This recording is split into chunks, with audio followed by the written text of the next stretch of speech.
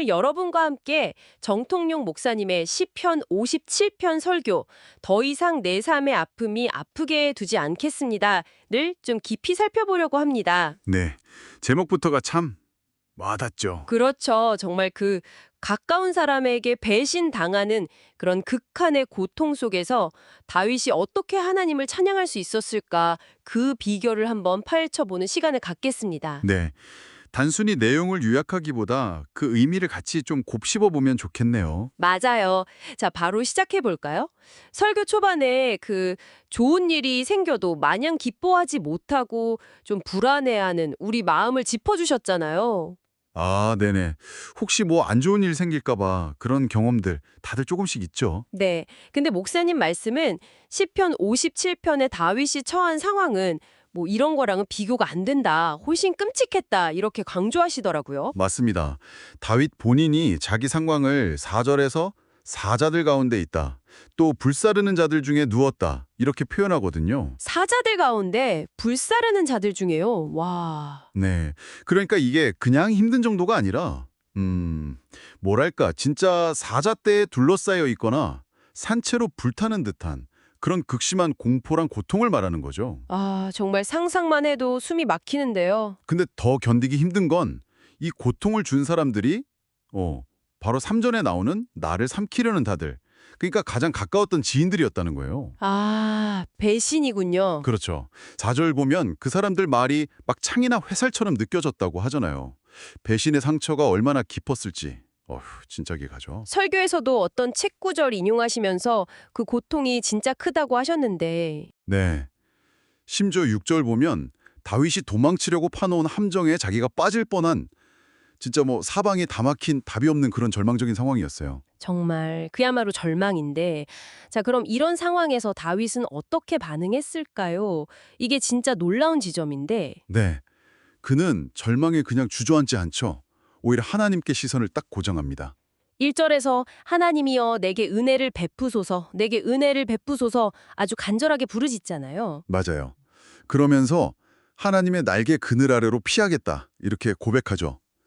여기서 1절에 나오는 재앙들이라는 단어, 히브리어로는 하바보트라고 하는데 하바보트요? 네, 이게 그냥 단순한 어려움이 아니라 하와, 그리고 파괴, 재난을 뜻하는 말의 복수형이에요. 사방에서 막 재앙이 휘몰아치는 그런 극심한 상태를 의미하죠. 사방에서 재앙이 그런데도 피하겠다고요? 그렇죠. 그런데도 다윗은 하나님이 이 모든 공격을 막아주실 거다 믿고 피하겠다 이렇게 선언하는 겁니다. 그리고 2절에서는 하나님을 지존하신 하나님, 그러니까 온 우주의 절대 주권자로 부르면서 네, 지존하신 하나님. 네, 내 부르짖음을 외면하지 않으시고 반드시 응답하실 거라는 그런 확신을 보여주는 거죠. 근데 진짜 흥미로운 건 아직 상황은 그대로잖아요. 그렇죠. 바뀐 건 없죠. 네. 그런데 7절에서 내 마음이 확정되었고 내 마음이 확정되었사오니 내가 노래하고 내가 찬송하리라 이렇게 선포를 한단 말이죠.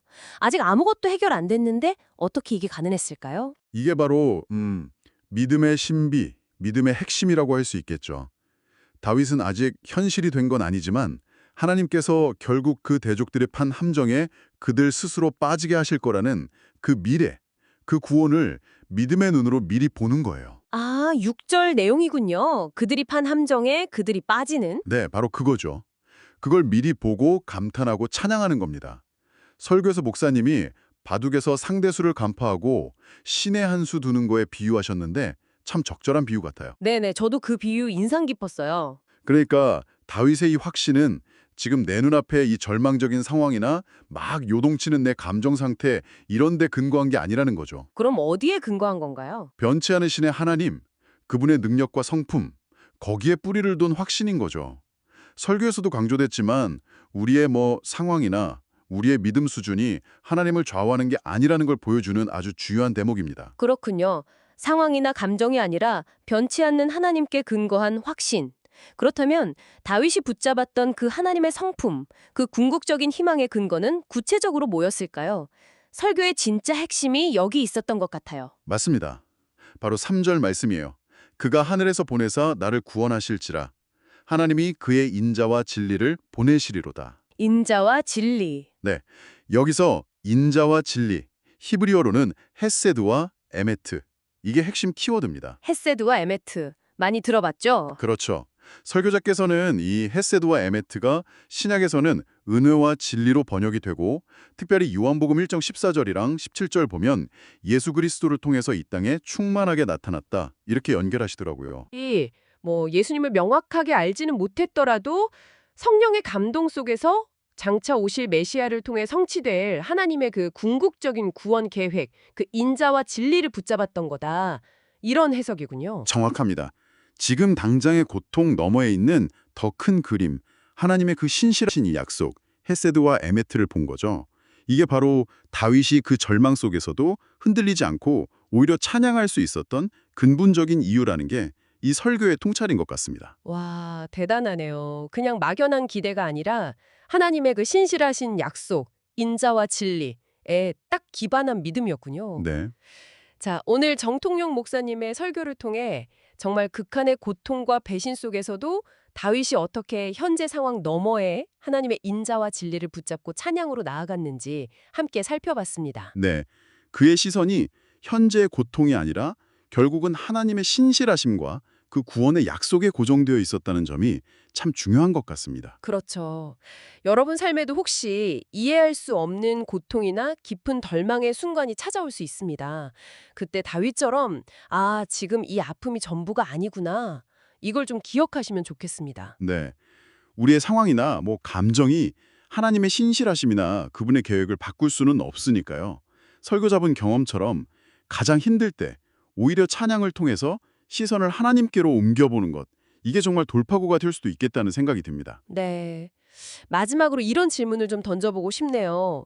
다윗보다 예수 그리스도를 통한 하나님의 인자와 진리를 훨씬 더 분명하게 알고 있는 우리잖아요. 어떻게 보면 다윗보다 더 강력한 희망의 근거를 가진 셈인데 그렇죠. 우리는 훨씬 더 명확하게 알고 있죠. 하나님이 그의 인자와 진리를 보냈으리로다 라는 이 약속이 오늘 여러분이 혹시 마주하고 있는 그 고통스러운 현실 속에서 어떤 새로운 힘과 의미로 다가올 수 있을지 한번 깊이 생각해 보시면 어떨까요?